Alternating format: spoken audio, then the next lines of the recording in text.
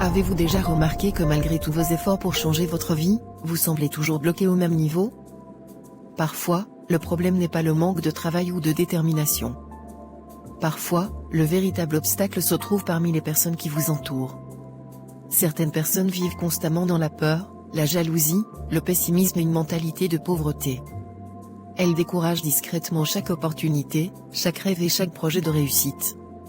Aujourd'hui, cette histoire va révéler comment certaines fréquentations peuvent détruire votre avenir sans que vous ne vous en rendiez compte. Regardez jusqu'à la fin. Arrêtez de vivre avec ces personnes. Elles transportent un esprit de pauvreté. 15 ans, ce n'est pas rien. Claire travaille dans cette maison depuis maintenant 15 ans. Honnêtement, je n'ai jamais rencontré une employée de maison aussi honnête, attentionnée et dévouée. Merci beaucoup, madame. C'est la vérité. Claire nous a soutenus dans les moments les plus difficiles. Je me souviens encore de l'année 2013, lorsque j'étais gravement malade et incapable de me lever du lit. Elle arrivait à 8 h du matin et ne repartait qu'à 9 h du soir. Elle gérait pratiquement toute la maison à elle seule. Sa loyauté envers notre famille est remarquable. Je suis entièrement d'accord. Elle a toujours été fidèle à notre foyer. Mais dis-moi, concernant l'appel que tu as reçu de ton amie Jennifer au sujet de la demande en mariage de Stephen pour notre fille, qu'as-tu décidé? Pour être honnête, je n'ai pas encore pris de décision. J'y réfléchis toujours. Cependant, cette famille semble sérieuse, stable et respectable. Que fait exactement ce jeune homme? Stephen travaille comme chef de produit dans une usine. Son père est responsable de la comptabilité dans une entreprise de coton. Ils connaissent déjà bien notre fille. D'ailleurs, Stephen a étudié dans la même université qu'elle pendant près de 2 ans. Cela paraît très respectable. Et sa famille? La famille est assez petite. La mère de Stephen est décédée en 2016 à cause d'un cancer de l'estomac. Depuis ce jour, il vit essentiellement avec son père. Ils semblent être des personnes instruites, honnêtes et bien élevées. Dans ce cas, attendons de voir comment les choses évoluent. À première vue, ils donnent une bonne impression. Des gens simples, éduqués et honorables. Personnellement, je pense que nous devrions examiner cette proposition avec beaucoup d'attention. Notre fille mérite une vie paisible et heureuse. Nous avons déjà traversé assez d'épreuves dans notre propre existence. Je ne souhaite pas que nos enfants souffrent comme nous avons souffert. 2 jours plus tard. Maman, je suis déjà en retard pour le travail. J'ai 2 réunions importantes aujourd'hui. Alors, dis-moi rapidement ce que tu veux me dire. Je t'écoute tout en prenant mon petit déjeuner. Très bien. Alors réponds-moi sincèrement, Émilie. Je t'ai déjà demandé plusieurs fois si tu avais quelqu'un dans ta vie. S'il y avait un garçon que tu aimais, tu pourrais nous le dire librement. Mais tu continues d'affirmer qu'il n'y a personne. Alors, que penses-tu de cette proposition de mariage avec Stephen? Concernant Stephen, sa famille semble stable et respectable. Je vais prier à ce sujet. Mais qu'attendez-vous exactement de moi? Je veux simplement connaître ton avis. Honnêtement, je ne connais pas Stephen très bien. Nous avons fréquenté la même université pendant près de 2 ans. Puis il a transféré ses crédits et a poursuivi ses études ailleurs. D'après mes souvenirs, il était poli, respectueux et plutôt discret. Je n'ai jamais entendu quelque chose de négatif à son sujet. Donc tu n'as aucune objection? Non, aucune. Si toi et papa estimez que cette famille est bonne, cela me convient également. Priez à ce sujet et je prierai aussi. Si Dieu nous accorde la paix dans nos cœurs et confirme cette décision, alors nous avancerons. Car sans l'approbation de Dieu, nous ne faisons jamais un seul pas. Tu le sais très bien. Oui, tu as raison. Va maintenant au bureau. Je vais continuer à réfléchir et à prier. Pour être honnête, mon plus grand désir est de te voir installé dans la vie, marié à un homme bon et vivant dans la paix. Ton père et moi avons passé la majeure partie de notre vie à lutter pour survivre. Son salaire suffisait à peine pour faire fonctionner la maison. Nous avons connu la pauvreté, les privations et les jours difficiles. Je prie seulement pour que mes enfants vivent mieux que nous. Ne t'inquiète pas, maman. Tout arrivera au moment que Dieu a prévu. Par sa grâce, tout se passera bien. Amen. Prends soin de toi. Merci, maman. À ce soir. Émilie quitte la maison pour se rendre à son travail. C'est la fin du mois, madame m'a pas encore payé.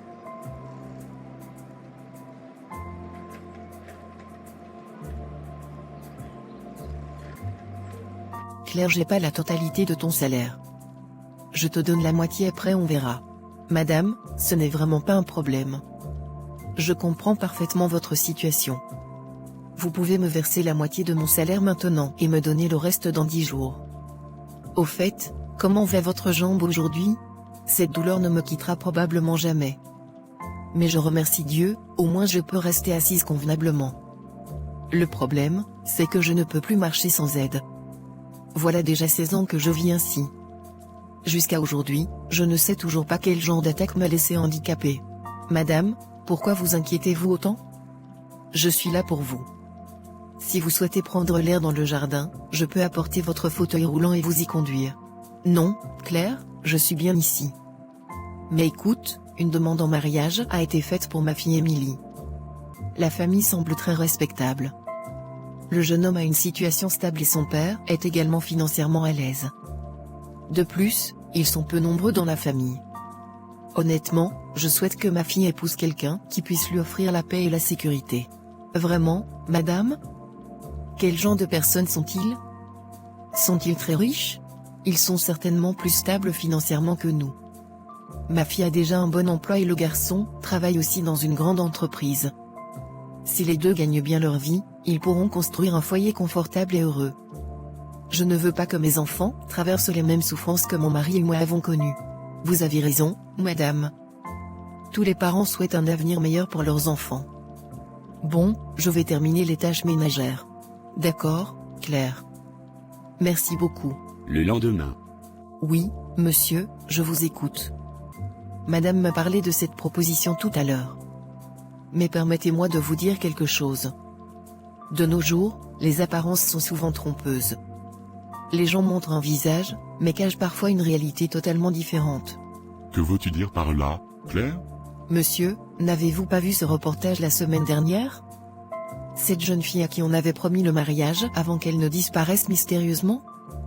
La police l'a recherchée pendant près d'un mois avant de finalement la retrouver. Le monde est devenu très dangereux. Oui, j'ai vu cette histoire. C'était vraiment terrible. Mais Stephen et sa famille ne donnent pas cette impression.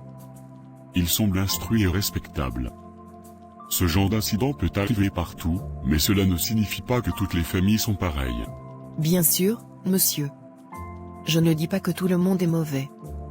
Mais comment peut-on vraiment connaître les gens aujourd'hui? Parfois, ceux qui paraissent les plus gentils cachent les plus grands secrets. Notre société est remplie de visages cachés. Je comprends ce que tu veux dire. Il est vrai qu'il devient de plus en plus difficile de faire confiance aux gens. Exactement, monsieur. Même s'il semble respectable et bien installé, il faut réfléchir très sérieusement avant d'accorder sa confiance. Surtout lorsqu'il s'agit de l'avenir de sa propre fille. Tu as raison, Claire. On ne peut pas ignorer cela. Nous devons être très prudents avant de prendre une décision. Quelques jours après, les parents d'Emily ont commencé à douter de son mariage. Maman, soyons clairs. Je n'ai aucune relation amoureuse avec qui que ce soit. Je ne rencontre personne en secret. Il n'y a personne dans mon cœur. Si je dois me marier, cela ne me pose aucun problème. Mais les peurs et les doutes que toi et papa avez aujourd'hui, j'ai l'impression que Claire les a peu à peu semés dans vos esprits. Et maintenant, il est très difficile de vous faire changer d'avis. C'est pour cette raison que j'ai remis cette décision entre vos mains après Dieu. Si vous choisissez pour moi, j'accepterai. Et si vous pensez que cette famille n'est pas convenable, alors refusez simplement la proposition. Cela ne me dérange pas.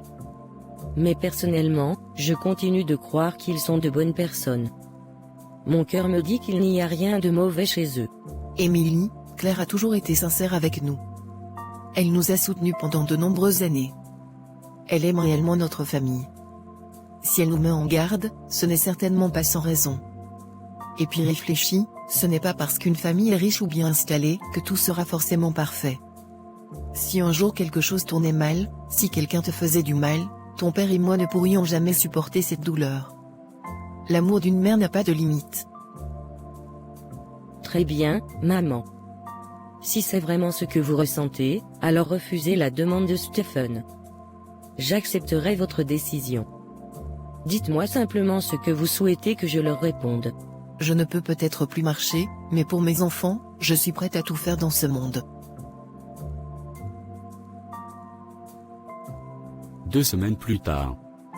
Le frère d'Émilie devait prendre une décision pour son avenir. La domestique Claire intervient encore. Claire, maman m'a raconté tout ce que tu lui as dit aujourd'hui. Tu lui as fait croire que je pourrais faire de mauvais choix, me perdre ou tomber dans de mauvaises fréquentations. Est-ce vraiment l'image que tu as de moi? Cette mutation professionnelle est très importante pour ma carrière. Aujourd'hui, les entreprises n'accordent pas facilement des promotions. Elles veulent voir comment leurs employés travaillent dans différents environnements et différentes villes. Si je vais là-bas et que je réussis, cela ouvrira la porte à de plus grandes responsabilités et à une meilleure promotion. Benjamin, ta mère m'a demandé mon avis. Je lui ai simplement expliqué qu'aujourd'hui certains environnements peuvent être dangereux pour les jeunes. Il existe des villes où les mauvaises fréquentations, les jeux d'argent et d'autres comportements destructeurs sont très répandus. Je n'ai jamais dit que tu étais une mauvaise personne. J'ai seulement conseillé la prudence. Alors tu crois que je pourrais tomber dans ces choses-là?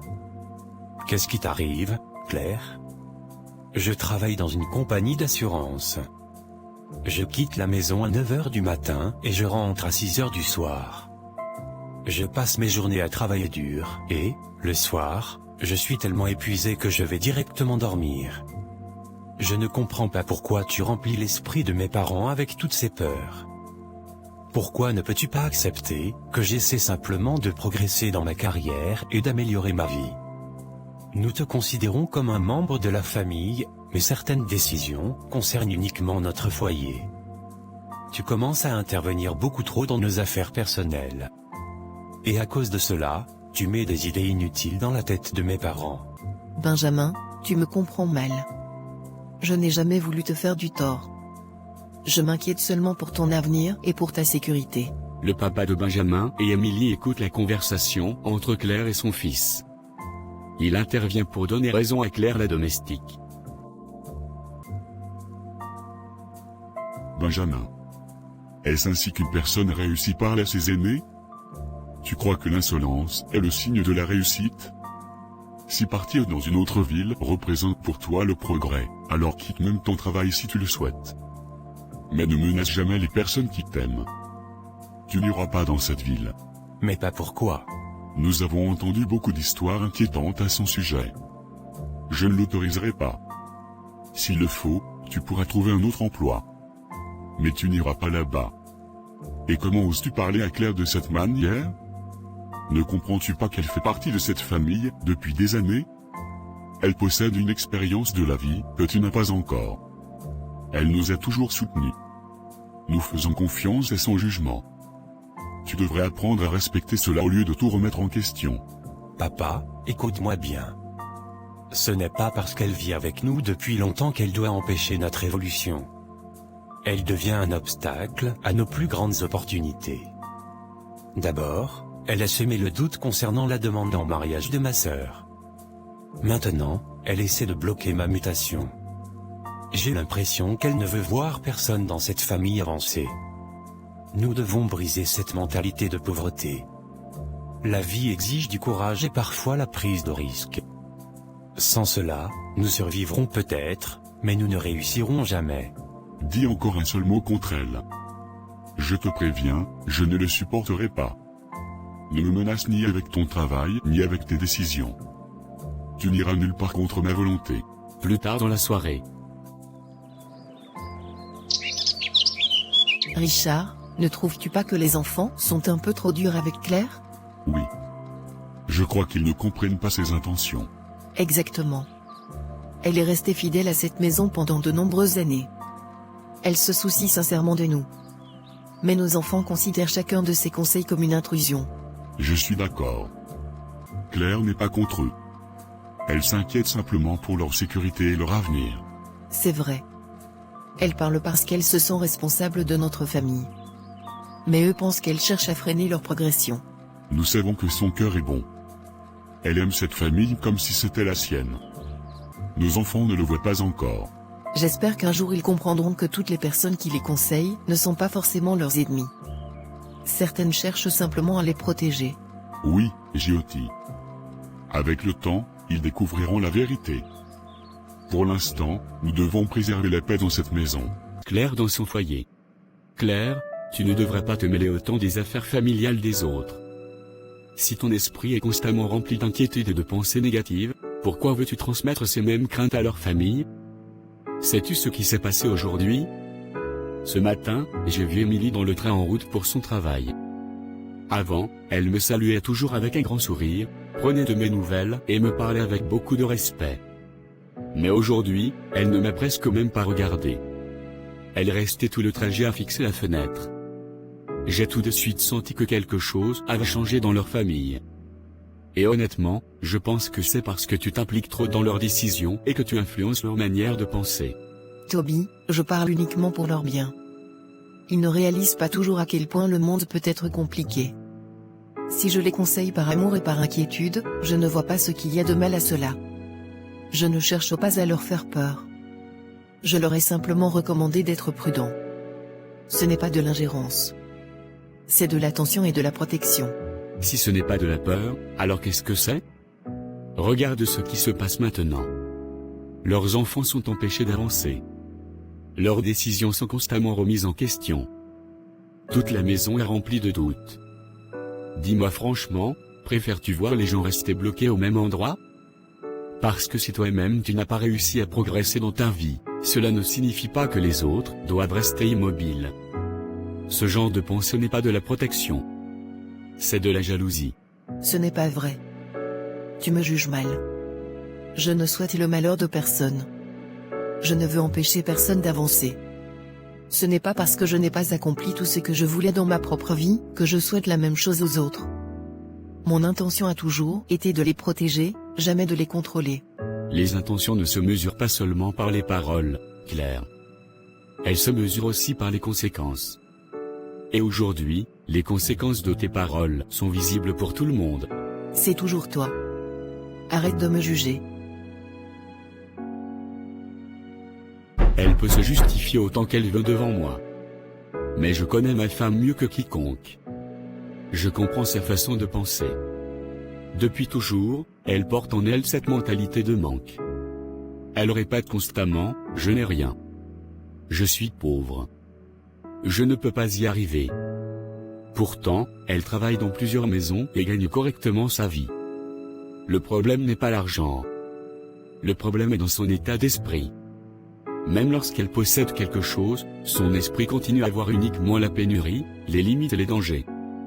Et aujourd'hui, je vois cette même mentalité influencer la famille de Monsieur Rajiv. Les situations changent. Les peurs changent. Mais le schéma reste le même. Toujours regarder les pertes possibles au lieu des opportunités. Toujours imaginer le pire au lieu d'espérer le meilleur. Jyoti, honnêtement, vous êtes vraiment étrange. Vous passez votre temps à avoir peur et à trop réfléchir à chaque décision. Cela fait déjà 2 mois que Stephen s'est marié. Il est très heureux avec son épouse. C'était une excellente famille. Une famille stable, respectable et bien établie. Je ne comprends toujours pas comment vous avez pu laisser passer une si belle opportunité. Jennifer, ce n'est pas exactement comme ça. Ni son père ni moi n'étions totalement convaincus. Alors nous avons préféré renoncer à la proposition. Émilie n'avait aucune objection. Mais malgré cela, nous n'avons pas donné suite. Je ne sais pas sous quelle influence vous êtes tombé. Mais une chose est sûre, lorsque quelqu'un se concentre constamment sur les risques et les peurs, il finit par ne jamais avancer. Vos enfants ont déjà perdu tellement d'opportunités à cause de cette façon de penser. Ils méritent une vie meilleure. Mais vous continuez à les retenir avec vos inquiétudes et vos doutes. Oui, vous avez connu des années difficiles. Oui, vous avez souffert. Mais cela ne signifie pas que vous devez continuer à vivre mentalement dans cette pauvreté. Émilie aurait probablement été heureuse avec Stephen. C'était une très bonne union. Mais vos hésitations permanentes ont tout détruit. Bon, ce qui est fait. Je ne sais plus quoi répondre. Et maintenant votre fils a quitté son emploi. Évidemment, cela va créer davantage de pression financière dans votre foyer. Je ne comprends pas pourquoi vous choisissez toujours le stress et la peur au lieu de la croissance et des opportunités. La vie vous présente des occasions. Mais vous les laissez passer les unes après les autres. Et vous restez au même endroit. 2 jours plus tard. Claire, je comprends ce que tu essaies de dire. Et d'une certaine manière, tu n'as pas totalement tort. Mais réponds-moi sincèrement. Est-ce que tu nous apportes de solutions? Ou seulement davantage de craintes? Tu nous montres constamment les problèmes. Mais tu ne nous montres jamais le chemin à suivre. Mon fils a déjà quitté son travail parce que nous lui avons interdit de partir dans une autre ville. Maintenant, mon mari veut conduire un taxi pour soutenir la famille. Mais tu dis aussi que cela est dangereux à cause de la criminalité. Alors dis-moi, si travailler ailleurs est dangereux, si conduire un taxi est dangereux, que devons-nous faire pour survivre? Madame, je n'ai fait que partager mon opinion à partir de ce que j'ai entendu et observé. Je ne vous ai jamais demandé de prendre une décision définitive. Je ne prétends pas avoir toutes les réponses. Je suis simplement une femme qui travaille dur pour gagner sa vie.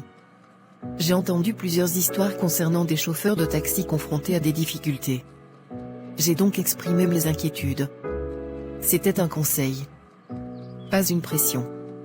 Je ne veux pas diriger votre famille ni contrôler vos choix. J'ai seulement parlé parce que je me soucie de vous. Rien de plus. Très bien, Claire. Tu peux partir maintenant. J'ai déjà assez mal à la tête avec tout ce stress et cette confusion. J'ai besoin d'un peu de calme. Parce qu'honnêtement, je ne sais plus quoi faire. Je ne comprends plus rien. Chaque fois que Claire nous parle, notre esprit se remplit de peur et de doute. Plus rien dans notre vie ne semble stable. Nous n'arrivons pas à améliorer notre situation. Gérer cette maison devient de plus en plus difficile. Aujourd'hui, je regrette même certaines décisions.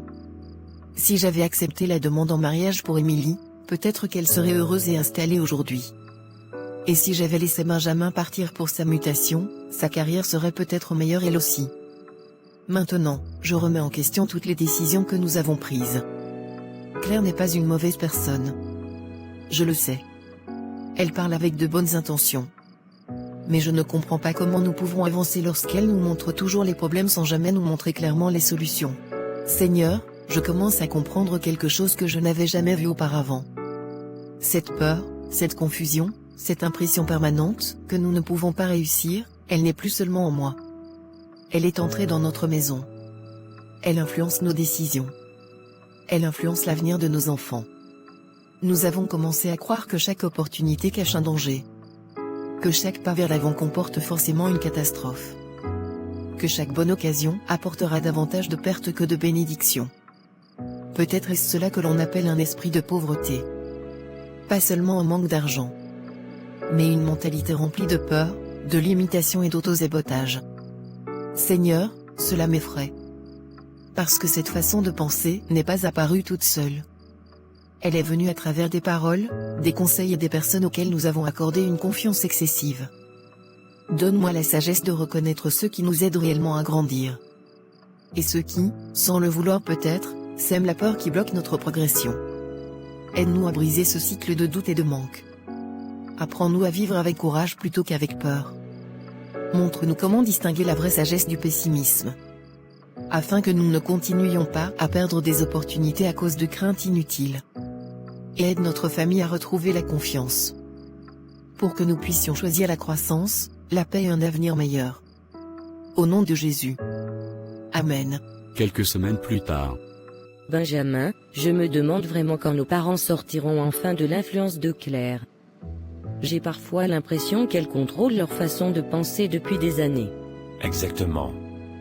Et honnêtement, je crois qu'elle est à l'origine de nombreuses opportunités que nous avons perdues. Petit à petit, sa mentalité a installé la peur dans leur cœur. Pendant 15 ou 16 ans, elle a vécu dans cette maison. Et ses paroles ont fini par avoir plus de poids que nos rêves. Nous avons essayé tellement de fois de changer notre situation et de sortir de la pauvreté.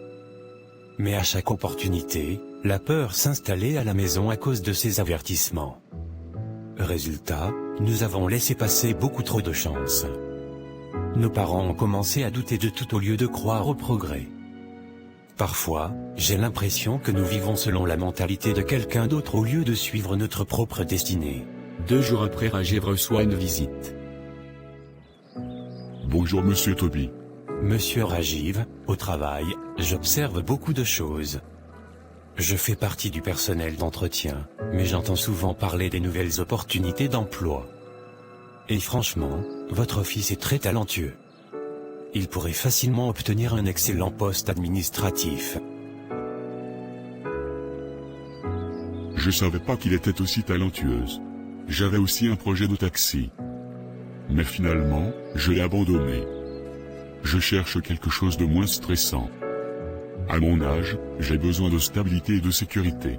Mais monsieur, pourquoi avoir abandonné une si bonne opportunité?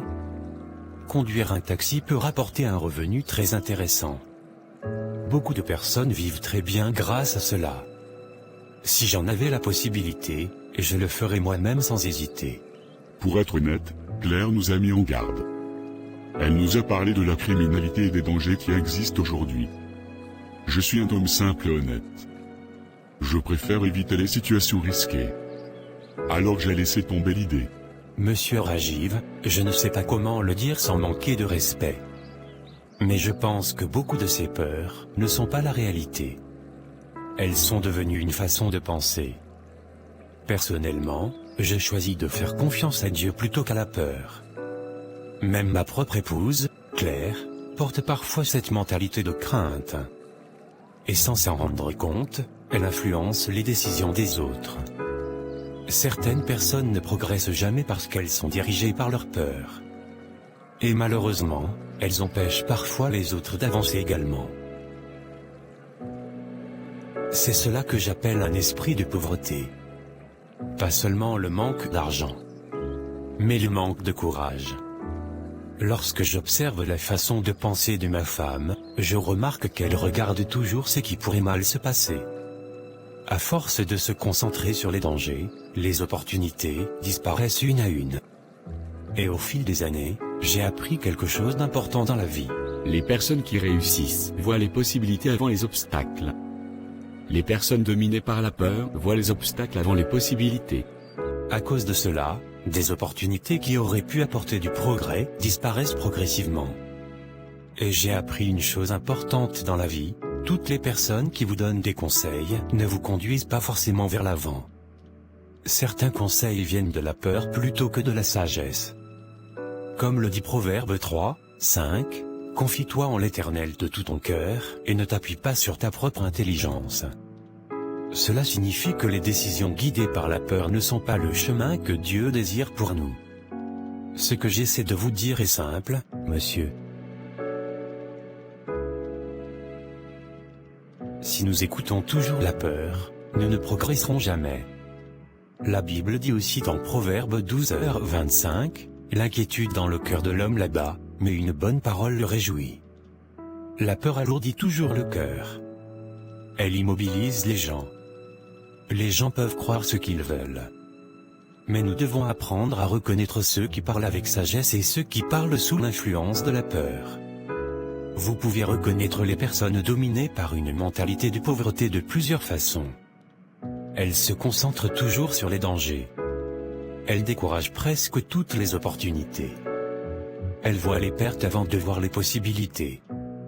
Et souvent, elles ne le font même pas volontairement. Elles pensent sincèrement protéger les autres. Mais le résultat reste le même, la croissance est bloquée. Je savais pas. Monsieur Rajiv, votre environnement ne changera peut-être pas immédiatement. Mais vous avez toujours un choix. Restez prisonnier de la peur, ou avancez avec foi. Faites davantage confiance à Dieu qu'aux opinions humaines. Priez. Réfléchissez. Puis agissez. Permettez-moi de l'expliquer encore plus clairement. Un esprit de pauvreté n'est pas seulement une question financière.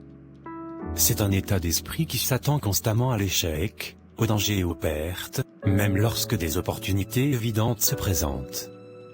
Lorsqu'une personne est dominée par cette mentalité, chaque bonne idée semble risquée. Chaque opportunité paraît être un piège. Chaque pas vers l'avant paraît dangereux.